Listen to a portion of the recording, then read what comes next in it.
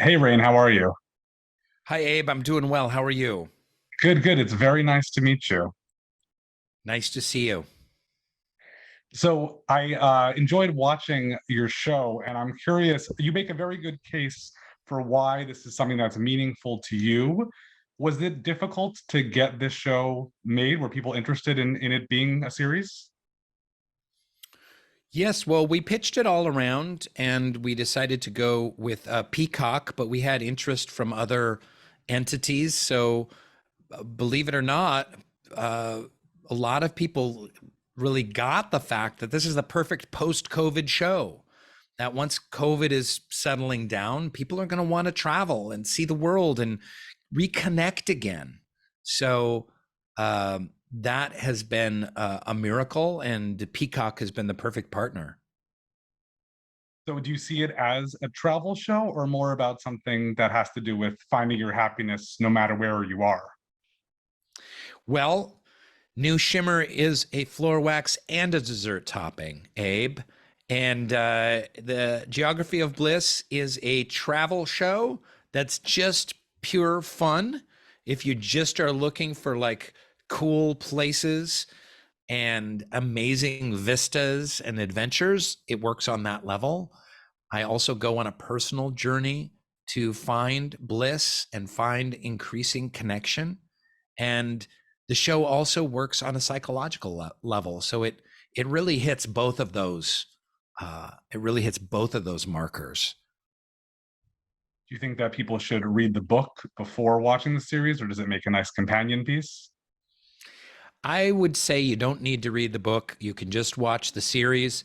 If you love the series and want more, write to Peacock and demand other series, other episodes with me, your host, Rainn Wilson, but also pick up the amazing book that we based the show off of, Eric Weiner's The Geography of Bliss, a New York Times bestseller. And it's just a fabulous travelogue. And it's a lot of fun and very funny. And we tried to be very true to his vision and his tone. What was the experience of hosting a series like? Was it what you expected?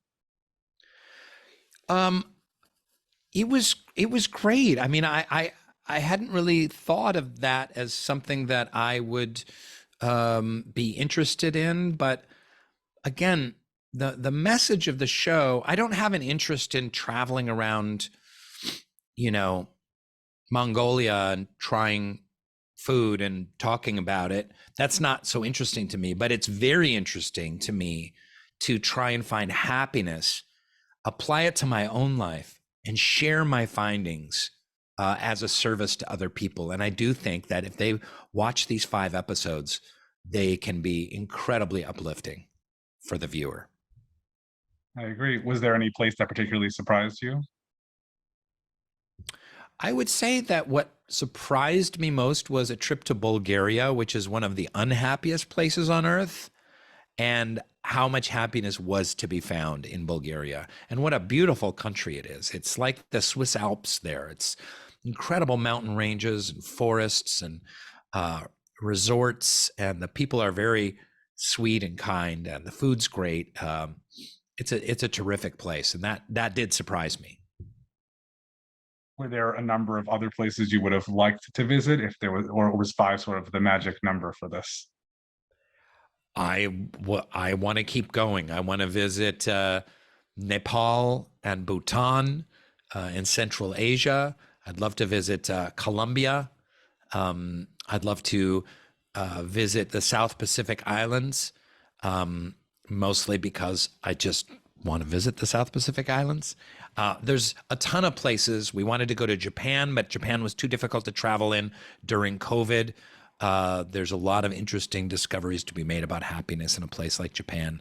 Um, there's a ton of places that we can and should visit in future seasons. It's great.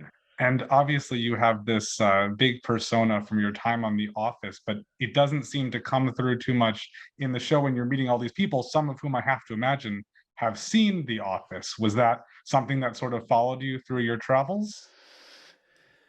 I got recognized some places here and there, mostly by tourists. The Office was pretty big in Iceland, not terribly big in Ghana, West Africa. Um, I think they should actually do a Ghanaian version of The Office. I think that would be really funny. Um, but yeah, I mean, certainly in the United States, I'm mostly known for Dwight. I always will be. And I hope that Dwight fans can also watch the show, maybe wanting a little more kind of Rainn Wilson humor, and then maybe learn something valuable about happiness while they're at it. Yeah, I'm sure there will be a lot of people who will do that. Do you think that Dwight is someone who cares about happiness, or he thinks it's a character flaw to focus on that kind of thing? I think that Dwight has a very different vision of happiness and would almost view happiness as a weakness. For him, it's more about hard work, determination, and duty to one's clan, where one finds meaning. So I would say that Dwight really is more about meaning than he is about bliss. That's fair. Well, thank you for taking a few minutes to speak with me, Rain. It was very nice to meet you. Nice talking with you. Thank you.